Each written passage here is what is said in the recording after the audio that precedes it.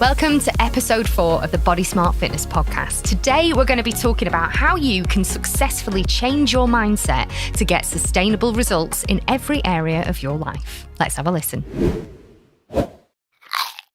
So today, we're going to be talking about why is mindset so important when it comes to weight loss. But just in case anybody listening doesn't know, what to you, Jaymie, what does mindset mean? When it comes to weight loss or just in general? In general, like what does it, if like you were telling a kid, what does my, Uncle Jaymie, what does mindset mean? Mindset to me means, I think most importantly, just having the right attitude. Okay. Yeah, I think that's, if I were to summarize it in one, it would be like having the right attitude to how you're going to take action moving forward. Right, like it. And this Carol Dweck, who is an amazing author, has a book about a growth mindset. I know that you can talk about this till the cows come home. So can you tell our listeners and viewers what's a growth mindset and what's a fixed mindset? I think we'll best start with the fixed. Yeah, so go on. A fixed mindset would be someone who's, has got an opinion about something, and that's the only way it can be. There's no alternatives. It's like, it's got to be this way. So, people could say, I've got the fat gene. You know what I mean? And right, okay. Yeah, that's a good example. Yeah, and I'm like, I'm not able to lose weight because I've got the fat gene, or, I've got a slow metabolism, and they might have a fixed mindset around this because maybe they've struggled with weight and that's become part of their identity, and they've become fixated on certain things. There can be lots of different things, but the point is that you don't believe there's an alternative. You've got a fixed mindset towards whatever it is, versus a growth mindset is always looking for that opportunity to learn and grow, understanding that, hey, like what you're doing is good, but there might be other ways of doing it better. And you're always looking for inspiration and education to improve yourself and to get better and keep developing. And having a growth mindset towards everything is invaluable and is essential to keep growing as a person. You mentioned something there about part of your identity, which I know is a massive thing that you've taught me over the years, is that we can all choose our own identity. And a lot of people don't realise that, do they? They don't. No, not at all. Like, your identity is the stories that you tell yourself about yourself. And a lot of it is linked back to the actions and habits and behaviours that you've adhered to for years and years and years, or possibly your whole life. With, Steph, my girlfriend, was always labelled as Steph the dancer because she danced for her whole life. And then she taught, and then she went to dance college, and then she taught dance. So she was Steph the dancer, as now she's started to come away from that, her identity's changed. Instead of being, she still is seen as Steph the dancer, and that will always be a part of her. But, she's moving into a different stage in her life. But I think a lot of people have stories about themselves, again, just taking it back to weight loss, where, maybe they've always struggled to lose weight. So they identify themselves as somebody that finds it hard to stay on top of their health or stay on top of their weight. And they identify themselves as a person that is in a state of struggling. And it can be about multiple different things, whether it's just like, I can't stop eating certain foods, or I always act in a certain way, or I sabotage myself. And if that has happened for years and years and years, and you've built up that same habit and behavior, you will identify yourself as a person who struggles with that. I think where the part that people struggle with is they don't understand that there is an alternative. You can change your actions and behaviors. You can become a different person if you choose to start taking the right steps and the right actions moving forward. And again, I guess that almost plays into a little bit of that fixed mindset. People are fixed in that cycle, and it's not an easy one to break. No. It really isn't. But you can slowly start to change your identity to be the person you want to be. I've got an example on that, actually. Mine changed quite quickly. So brief history, I used to do breakfast radio. So I had to get up 4:00 in the morning to go to work, and I was late every single day. I used to drive to work in my pajamas. I had a spare pair of clothes at work. I was an absolute, because I told myself I can't get up in the morning. To the point where I would put, remember those like old style alarm clocks with the metal bells on the top? Yeah. I used to put them in the bath. to get me up. And then I'd fall asleep on the bath mat. Yeah. My producer would ring me. I just had this identity. I am somebody who struggles to get up in the morning. I can't get up in the morning. So they sent me to a sleep disorder centre where they put these like things all over me because there's something wrong with me. I just can't get up in the morning. Like there's something seriously wrong with my brain. So I go to the sleep disorder centre. They monitor me overnight and I come out and I'm like, so what's the verdict? I'm expecting them to tell me I've got a brain tumour or, something's wrong with me. And they were like, yeah, there's nothing wrong with you at all. Yep. And that went on for years. I'm somebody who can't get up in the morning, so I would snooze my alarm 20, 30, 40 times. And then at the beginning of 2016, I read a book called The Miracle Morning by Hal Elrod. You've come across this book before. And he talked very similarly in this book about the fact that he always thought he couldn't get up in the morning, and it was the identity that he'd created for himself. And I thought, oh, this is me. I've told myself for years, you can't get up in the morning. And so the next day, I read this book and I was like, right, okay, I'm going to start this miracle morning tomorrow. So the alarm was set early, went to bed, told myself, I can get up, I can get up, I can get up. And I bloody got up. And I carried that on. And 5 years later, 6 years later, I'm still doing it. That's funny because I've always known you as a morning person. Exactly. And that was that was probably around the time that we met. I was somebody who could not get up in the morning. But then I actively realised I had a choice. And I know there are some people out there who mornings, they do struggle with, but I was also doing things like I would say at multiple points throughout the day, how are you? I'm tired. Yeah. Knackered. Yeah. I'm shattered. That became my vocabulary for 15 years. I'm always tired. It's like I've got jet lag. That's what I used to say. Yeah. Whereas now, this morning, my alarm went off at 5 o'clock. I'm bright as a button, couple of coffees in, journaling. I fucking love that time in the morning. I am now a morning person because I changed that and I changed that identity for myself. It's a great way to start the day as well. Yeah. Yeah, it really is. And, there's that BBC programme that I showed you where that woman went and done she said, oh, I think I've got a slow metabolism. Debbie.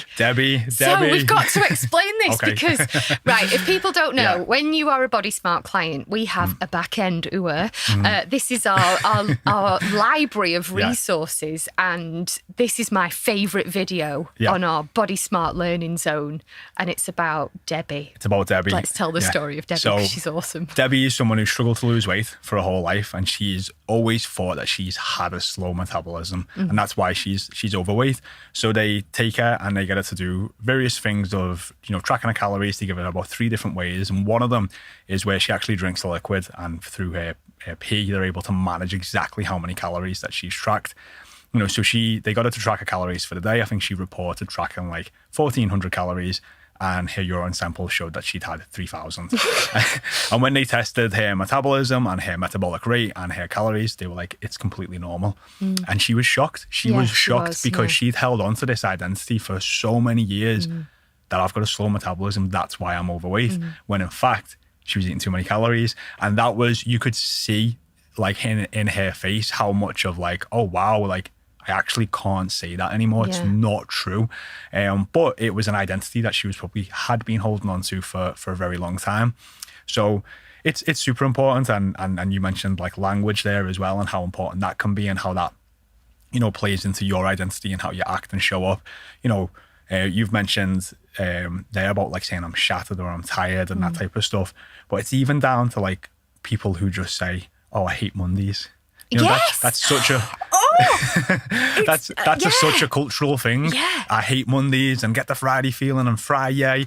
And there's the start of the week and the end of the week, but like, the anxiety that people probably give themselves on a Sunday night because they hate Mondays and they've got to get up on a Monday dread and all that type of stuff. And, realizing that like Mondays are always going to be here and like why wouldn't you want to enjoy your Monday? It's another day you get to live and be alive and amazing things can happen on a Monday.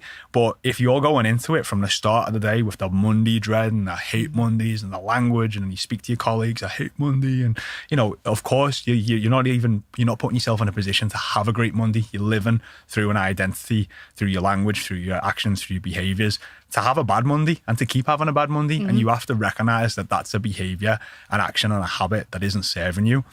And if you want to start having great Mondays like we do, I was going to say, because they need to join our calls first Yeah. thing on a Monday morning. Where what did I have on last week? Was it Party Rockers? Party Rock, yeah. in the house on our Zoom calls. Yeah. Started with a dance. Yeah, we started with a dance on our calls. Yeah. But it makes a difference. You shift that energy. You change the way that you feel, because 100%. your feelings affect your And actions. you're smiling, you're laughing, you're having a good time, and why wouldn't you want that to be the case? And it's super weird in society, because you see these people who have bad Mondays, and then they see other people who are like energetic and upbeat and having a great Monday. Like, oh, I hate them people. Why are they so upbeat? Why is that person a morning person? Or why are they energetic?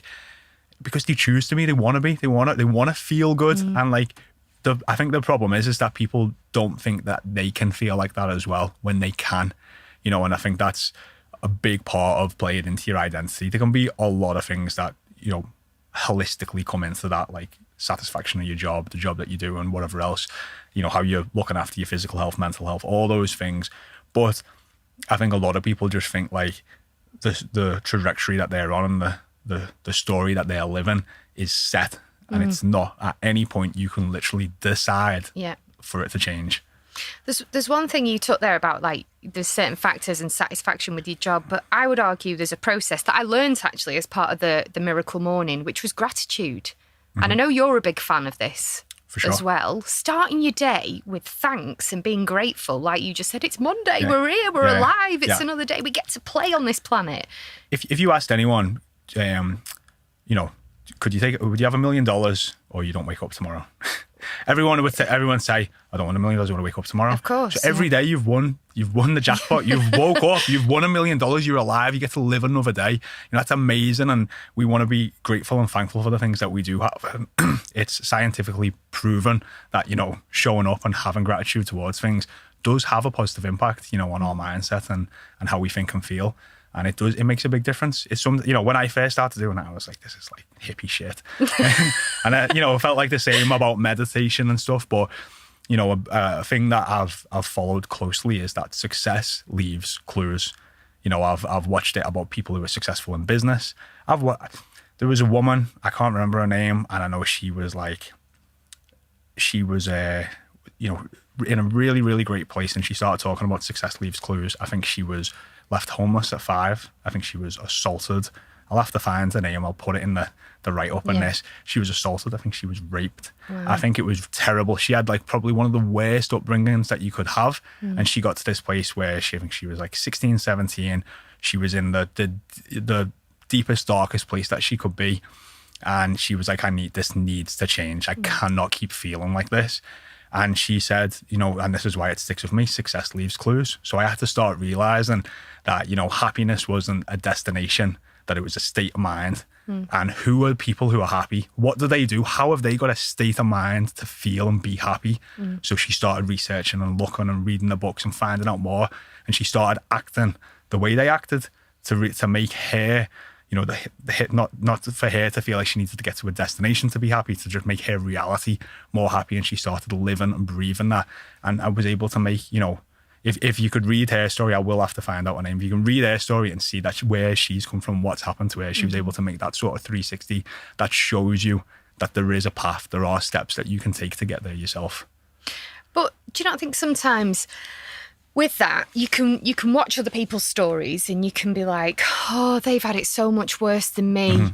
And there's kind of like, that's taking inspiration and from somebody else's positivity. Yep. But do you not think sometimes there is a place for feeling your feelings? 100%. 100%. If somebody's had a crap just because somebody else has it worse than you doesn't make your problems any less important to you. No, your problems are always going to be the biggest problems because they're your problems. Because they're your problems. Yeah, exactly. And, there is a level of, toxic positivity when that type of stuff happens, and, stuff like that doesn't serve you. But it's still always very important to take ownership for where you're at. There's that very, very good quote, which is, not necessarily your fault, but it is your responsibility. And, if things have happened, you can have it. Everyone has a shit day. People have a shit weeks, shit months. But if they keep happening, you have, only you can take responsibility for the fact that it's happening. And you can either be like, right, I need to grit my teeth and this is only going to last for a couple more months or weeks or whatever else it is, or that I don't want to keep going down this trajectory and I'm going to take ownership and accountability and responsibility for this and make a change, make something happen. I think it's very easy to get woe is me and fall into the pity party and all these different things. And you don't like a pity party, do you? No. What's the thing you always say? About There's two worst traits in people. Yeah. What are the two worst traits in people? Which is feeling sorry for yourself and, oh my God, playing the victim. Because it doesn't get you anywhere. It really doesn't. It's like you said before, there's a time and a place to have a moan. You have a really crap day. Sometimes you just want to have a little moan, blow off some steam to your partner. But if these things keep happening, keep happening and it's woe is me, you throw a pity party for yourself all the time. Again, you do that for a long enough period of time, that will become part of your identity. It does become. It does. Yeah. And everyone around you will know that that's the way you act and show up all the time. And that isn't serving you. You don't want to be feeling like that. And you actually know deep down you don't. So again, that's where you have to be like, look, maybe what's happened to me in my life up to this point, maybe that wasn't fair. Maybe accidents happened. Maybe things happened from my childhood. Who knows? I don't know. And you can look at that and be like, and you can blame all of that and be like, I'm going to, that's why it's so much harder for me. And you can say all that, but that isn't going to get you anywhere. If you live that and breathe that identity for the rest of your life, you're going to keep having that same outcome. Or you can take on board like, hey, all that stuff is shit and it sucks. But, and that necessarily wasn't my fault. But if I want a different outcome, I want to change my life, want to change the trajectory of things moving forward, then it is your responsibility, because no one is coming to save you, on that side of things. They're just not. People can help and support. There's a lot of help and support out there, and there's a lot of things that you can do, but you do have to take ownership of that and start to take progressive steps forward. And it's going to be hard, especially if you've been struggling for a long period of time. It's going to be hard, and that's why it's so important to get the right support, get the right help, get people who are going to lift you up, not pull you down. I have a little mantra in these times when times are tough, and I ask myself this question, and the question is, can I change it? And it's a really powerful question. If you find yourself in that pity party or playing the victim or things aren't going your way, I ask myself the question, can I change it? And if the answer is yes, then out comes the pens and the journal, and a plan gets written down of what action steps I can take. And if I can't, I repeat it to myself, and I even count it on my fingers. I don't know why, but I just go, can't change it, can't change it, can't change it. And then it goes in the imaginative fuck it bucket, because I can't do anything about it. There's no point wasting my energy. And an example that I've given in one of my books before, my niece was very, very poorly. In fact, you were coaching her mum, my sister, at the time. My niece was really poorly. She was in hospital. She was in the best place to have her medical condition managed at the time. And it was really easy to fall into that absolute fear of, oh my goodness, she's 7, she's so ill. And I had to kind of sit with myself and go, no, I can't change it. She's in the right place. She's with all the doctors. So what can I do? And what I could do was support my sister and my brother-in-law. I could support my nephew. I could make sure my mum was okay. And it was learning how to refocus my energy rather than that event consume me negatively. It allowed me to refocus. And I did start every morning with a gratitude list. I'm grateful she's in Manchester Children's Hospital under the best consultants. That was the first one, before coffee, which is a big thing for me when I'm writing a gratitude list. And it did change things. And I know you were there supporting my sister as well at that time, which was incredible. It's and we're all going to face these tough times in our lives, where we get sick ourselves, or family gets sick, or things, bad things happen. They do to all of us. None of us are ever escaping that. And it's really important to be able to manage your own expectations in that time. And I think a lot of people get a lot of guilt and a lot of shame that they're not able to meet their own expectations. So something will quite drastically happen sometimes, like you've said in this scenario. And if you have still got this expectation of like, oh, I'm going to exercise 5 times this week, and I'm going to work 50 hours, and I'm going to look after my son, and I'm going to do all these other things and keep the house tidy and do all these other things, all the day-to-day stuff we have to do in life. If you have all those expectations laid out, when now you may be doing 5 hospital trips a week, and that's an extra 20 hours, and then you've got the emotional energy that's taken. If you don't manage your expectations in that time, there's a good chance you're going to break. And I think that's a really important conversation to be able to have with yourself. Like, hey, when these things in your life happen, like, can you adapt? Can you move the goalposts? And if you can, fantastic. Do that. Keep doing the best that you can. And if you can't, and you have to just focus on this singular thing right now, you can't have balance. Like, that's okay. And you've got to hand on heart be okay with that, to manage your own expectations and to realize that you are doing the best that you can. And I think it's a difficult conversation to have. You've got to be very self-aware. You've got to know yourself. You've got to be able to know how to set your own priorities. But these are all things that we need to learn about ourselves to keep us in the best state possible, even at the hardest times. And how do you think we become self-aware? That's a really tough question. I think we can become self-aware by identifying our strengths and our weaknesses. And this is a tough one, because I done this, and I would class myself as someone I will openly ask for constructive criticism all the time. I'll tell people, like, don't hold back, like, lay into me. But the first time I done this, because I was doing a little bit of research, she was like, go and ask your friends and family and tell them, like, be open and honest. I need to hear it. Like, what are my weaknesses? Like, what am I not good at?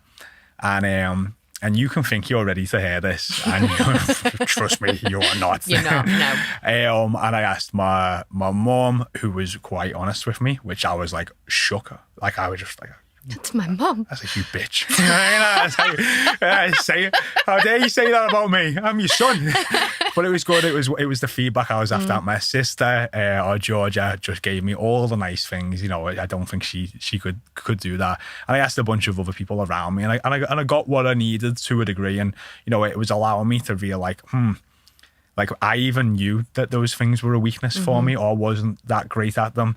But then they just highlighted it even more. So I was like, right, after getting this feedback off a lot of people around me and understanding that, maybe I don't show up the best in this area or that area, it allowed me to become, more problem aware about those things, become more self-aware, and be able to be like, right, do I need to change my attitude in certain areas of the way I live my life, so that when things do happen, I'm able to deal with them a lot better. Can you give me an example? Do you mind sharing? You don't have to. I'm putting you on the spot. You are putting me on the spot. I can't. Yeah, that's all right. I'm trying to think of certain things. Because I've got this happened to me, and I've got one, and I honestly think this saved my marriage. Yeah. I dropped my expectation that I was placing on my husband constantly, and realised he doesn't really have any expectations of me. I expected him to be a certain way or do things, but without actually asking for help. And one of my main weaknesses is I am shit at asking for help explicitly with what I need. Yeah. And now I've learned that. I'm still not there, but I'm getting better at it. It's made life so much easier. Yeah. So much easier. It does. But like, it's hard to go down that route, because you're trying to put yourself into a state of growth, and often when you go through any stage of growth, there's a level of pain and suffering that comes with it, and that's admitting that that's a problem, or that you need to change. And so, it's very easy to point fingers and blame everyone and everything else. It's much harder to point thumbs and blame yourself. And that's... Say that again. Say that again. That's another good quote. Say it again. It's much easier to point fingers and blame everything and everyone else. It's much harder to point thumbs or point at yourself, and say, this is me. This is me. I think it's even you've just mentioned marriage. When I think, like, near enough you speak to anyone who's been through a divorce, no one ever goes, oh, it was my fault that we split up. Everyone goes, it was her, it was him. Everyone blames the partner. It's much easier to do, than to say, oh no, maybe I didn't show up the best for that relationship, or maybe I did neglect them, or whatever else. There's a million things, but it's because it's much easier to point fingers and blame everything and everyone else. It's much harder to do that deep work and go, hey, I've got some shortcomings. Hey, I need to get a little bit better. You know what? I haven't been doing my best there. I could have done more. I could have shown up more. Could have gave that more effort, more energy. It's much harder to do that. But it's an important attitude to develop to, in my opinion, live a healthier, happier life. Because some people might argue back and go, well, hang on a minute, isn't that part of who you are? Why can't you just accept who you are? I often get asked from friends, like, why are you striving to do the next thing? Why can't you just be happy with what you've got? And my argument back is, I feel better when I'm being a bit better every day. I think that there's evidence and research to back that up, that the journey of getting better gives us meaning, which gives us a lot of fulfillment and satisfaction and happiness. And the journey's often better than the destination. Yeah, because we'll think, oh, I'll be happy when I get here, but actually the secret of happiness is enjoying the journey and the process every single day. And that's only really, like, I'm still going through that myself. I even thought last year, I said to Jim, I was like, oh, I used to just think business would end. I don't know why. I used to just think we'll get to a certain point and it'll just end. And I think maybe because it was so hard in the beginning. But I literally thought it would just end one day. I mean, I think I had a realization that it never ends. It never, ever ends. And it needs to, one of the things I wrote down as a goal of this year is to enjoy the journey and enjoy the process more. Enjoy the good and the bad. Like when I'm having a really shitty day. Like we had Thursday. We had Thursday.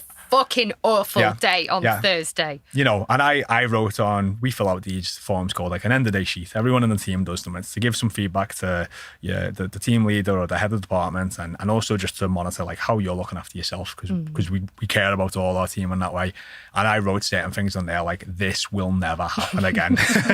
You know what I mean? And as of shit of a day that was, I was just like, there was a lot of lessons in that. There was a lot of lessons in that, and I was like, hey, like, it ain't gonna happen again. So I had to just, it is what it is. Lessons learned, and I think that's an important mindset to have. Is that, I think a lot of people have a really negative relationship with the word failure, and you don't want to hit like a complete failure, because that's not good. That's accepting sort of defeat. But like micro failures are super important in any journey to get better. So like we're in the process of doing a podcast and doing YouTube and learning how to film, and it's all new. And I don't know any of this, and writing scripts and doing all this type of stuff. So there's been a lot of mistakes and a lot of wasted time. But every time from those micro failures, we're seeing them as an opportunity to learn and grow. And we're getting a bit better and a bit better and a bit better. And there's something exciting and rewarding about that.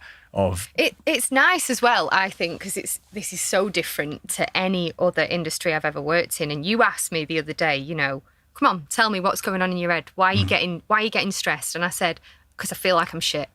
I feel like I'm shit. And that is to be able to. The reality is, you're my boss, right? I know you and Jim say, we're nobody's boss, but the reality is, you're my boss, right?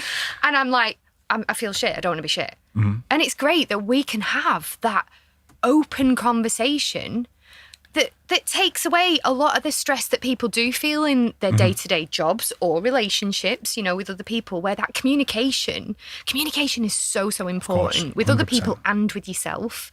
And it's just so nice being part of a team that are self-aware and are able to go, I feel shit, or I feel like this, or I'm failing at this. And then your comments back are always, no. What's the lesson? Let's become solution. We're not being problem focused. We're focusing on solution. Yeah, let's be solution focused, not problem focused. But I think in a world that, a lot of, to almost admit there's a problem, people see as a sign of weakness. Yes. Because they're not looking at it with that growth mindset of like, right, well, why is this a problem? How can we improve it? How can we make sure that outcome doesn't happen again? But like, to go to your boss or your manager or your anyone and go, I'm struggling, I'm having a problem. A lot of people see that as, well, I'm not good enough, or I'm weak, or other people can do it. Instead of, and maybe, the culture in some companies is the case. Well, sod them, they're no good. We need to get someone who can just handle this. But the environment and the culture that we're trying to create at Body Smart is that, no, like, we're here to help and support you. If you're having a problem, Like, we know everyone on our team is good. We want to make you even better, and we want to help you get even better. So come to us with the problems. Tell us what's going on. Let's talk about it. Let's grow from the experience. Let's make sure that we keep getting 1% better across the board. And yeah, you know, I think I don't know. I know from speaking to a lot of other people in a lot of different companies and where that comes from. But it's I think it definitely needs to change. Yeah, widestream, definitely yeah. more. It needs to become more mainstream, because it's difficult, but it is liberating. You said there about 1% better. You talked about that process that we do in-house, but actually it's the same mirrored process that you do with clients. 100%. Yeah. So, you know, the whole idea of a micro failure is that, you know, you grow from that experience, and we say about getting 1% better every day. And that's with people's mindset, attitude, education around nutrition, anything to do with nutrition, fitness, training, form, like, you know, anything, whatever it is, it's just about getting that 1% better every day. Because if you take those small progressive steps forward every day, over the course of a couple of weeks, a couple of months, a couple of years, you are a completely different person. That has changed your identity. You've become, you know, a stronger, fitter, healthier person with a better attitude, as long as you keep doing that. But it's understanding that to get 1% better, you got to fall down. You got to make that micro failure. You've got to fuck up. You know what I mean? You've got, like, if you've never tracked calories before, and then you are on plan and you've prepped all your food, but then, hey, you want to have a little bit more flexibility one week, and you go to Tesco's or you go to a supermarket and you buy something, and when you track your meal after it, and it had 3 times more calories in than you thought. You thought it was a 500 calorie meal, and it was a 1,500 calorie meal, and you're like, shit, I've gone over my calories by 1,000 today. You know, like that. And a lot of people might go into that mindset of, right, well, what's the point? You know, I've ruined today. I may as well just ruin the week and start again on Monday. Versus what will encourage a client to do is like, hey, cool, look, you ain't going to make that mistake again, are you? You know, you know, when you bang your toe at the end of the bed, you're like, I'm not going to do that again. That hurt. You know, there was a level of pain from that. There was a lesson from that. As long as you don't make it again, then we've grown from that experience. We've not failed. So it's seeing that as a micro failure, which allows us to grow and get better. And if you frequently make them across the board and do learn from that lesson or that opportunity, whatever happens, then you are continually getting better. I think as well, when in terms of coaching, what's great about the coaching relationship is you build this sense of rapport and this sense of trust. So you are able, as a person, you have these thoughts. We all do it. We have these thoughts. And to be able to message your coach and go, I fucked up, and not be perfect is amazing. Because a lot of people are stuck. Perfectionism is like keeps people from even taking action in the first place, doesn't it? We have a lot of people who have that all or nothing mindset. I'm either going to do it 100% or I'm not going to do it at all. When in matter of fact, 50% is better than 0. 60% is better than 0. You know, tracking your calories and getting it 80% right all week is better than not tracking at all. You know, and it's, you know, let's say you plan to do 5 workouts in a week and you don't got 3, it's better than 0. You know what I mean? So you have to realize that nothing's ever perfect. You know, it just isn't. And a lot of the time it's learning to manage your own expectations around that. So, you know, we just talked about like expectations around exercise and lots of different things. We'll have a lot of clients who will sign up and they'll have that all or nothing mindset and like, I want to work out 5 times a week. I'm going to eat super quote unquote clean and healthy. I'm going to do all these things. And, you know, it's funny because when we're on that first call with them, you know, how I end up reframing it, I'm like, well, you've just told me that you do 50 hours a week. You've got 3 kids. You take them to like some sort of after school club twice a week. You have a date night with your husband and you've said you want to work out like 6 times. I'm like, yeah, I'm all in. I'm going for it 100%. I'm like, well, what is the absolute least that you think you could commit to workouts each week? They're used to me going like, what's the most that you can do? I'm going, what's the least? And I'm like, you know, and I'm like, we need you to be 100% honest with me, the least. And like, oh, maybe 3. And I go, okay, well, we're going to do 3 workouts a week for this month. And in a month's time, if you've been able to adhere to the 3, we'll do 4 next month. And then we'll go to 5 and then get to that 6 that you said you wanted to. But people are never used to hearing this. They're hearing like, go, 100%. We've got to be all or nothing. And again, it's just managing that expectation, you know, removing that idea that things need to be perfect. And it's just a case of like, of just starting. Just starting, taking action, learning from those micro failures, getting 1% better every day, and see it as small building blocks over time to keep growing. And clocking up the wins as well, because it's course. so much nicer setting yourself up to win. It is. Rather than setting yourself up to fail. It really is. You talked there about getting 1% better every single day.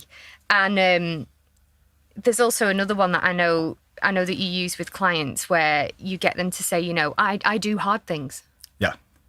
It's about changing your language. So a lot of people we've spoke before about language around Monday, or I'm tired, or I'm shattered, and, this type of stuff. And, I had a client who was saying all the time, like, I hate workouts, I hate exercise, and really don't enjoy it. And this client's like 30 pounds down. She's feeling fit. She's feeling energetic. She's telling me, I always have a better day after I've worked out. You're telling me all these positive things. And I'm like, well, why do you hate the exercise? Why do you hate training then? And she's like, because it's hard. And I'm like, well, it's okay for it to be hard, and she's like, but it's not getting any easier. And I'm like, well, you are getting fitter and stronger. Yeah. I was and like, you've lost 30 pounds, which is amazing. And you've lost 30 pounds, which is amazing. And I was like, why don't we start changing it? I was like, why don't we start saying, instead of saying, I hate exercise, start saying, I do hard things. You know what I mean? And she was just like, okay. And I was like, every time you catch yourself saying, I hate exercise, and when you go, no, I do hard things. And, she was like sending me a voice note, in the morning. It's like 6 o'clock in the morning. And she's like, Jaymie, you just said, I hate exercise, but I changed it and said, I do hard things. I hope you're happy. And I'm like, I am happy, because it's important to shift and change that language and that energy. It can be the same with food or just different parts of your life and how you show up. And people think it doesn't matter, but it does. It does affect how you feel. It does affect your energy. It does affect so many different parts. And making these small changes in language over time has a huge, huge impact. It really does. Yep. So to wrap up and to summarise, mindset, I think for me, working for Body Smart, it's one of the hardest things to get across to people of the impact of the mindset, because the reality is people come to us to lose weight. We talked in the last episode about going 5 whys deep. People don't really ask themselves that question of why they really want to do it. So they come to us to lose weight. When in actual fact, they graduate from us knowing themselves so well that it doesn't matter if they fuck up in the future, because they know how to get back on track straight away. Yep. And I find that quite frustrating, that it's hard. It's not like the sexy stuff, but that is the stuff that's fucking life-changing. It's necessary. It really is. It's a shift in attitude. Yeah. That's what it comes to. We've got clients who maybe have really struggled for 10 or 15 years and haven't had that. They don't believe themselves that they can achieve this, but then through the process of becoming more self-aware, through the process of seeing these, changes over time, getting 1% better, learning from the micro failures instead of just being like, oh, it's over, I can't do this anymore, and just having that growth mindset, they come out the other side, and there's just such a complete shift in mindset to I can do, not I can't do, I can do this, I can do hard things, I can show up. And it's a very liberating one, for people to, it's a liberating place for people to get to, because just like the way I feel, what training and exercise and health and fitness, what it taught me, I could apply to any aspect of my life. Yeah. And I think a lot of our clients see that as well, as that they come out the other side of, coaching with us, and yet they got in the best shape of their lives, and they've been able to shift and change their habits and mindset. But the attitude that they've built along the way, they know they can apply that to so many other areas of their life. And that's just, it's a great place to be. As I said on, I think, the first episode, you get to that place where you feel like you're unfuckable. Yes. You know what I mean? And that's when you feel like that, you just not in the bedroom department though. No. I just want to point that out. Actually, definitely the opposite of that. The opposite of that. Yeah. I just wanted to point that out. Wonderful. Yeah. Well, thank you very much for opening up and being so open and honest. And if people listening are thinking, do you know what? Actually, that mindset shift is probably what I need. And the beauty of having a one-to-one coach that you're paired with is that person becomes your sounding board to be able to be honest with and unpick so much about yourself that you learn so much about yourself. You become unfuckable, not in the bedroom. If people want to find out more about coaching, where do they go? They can go over to @BodySmartFitness on Instagram, or they can go over to bodysmartfitness.com and visit our website. And we will be back for the next episode very soon. Thank you for listening. Or watching, if you're on YouTube. Yeah.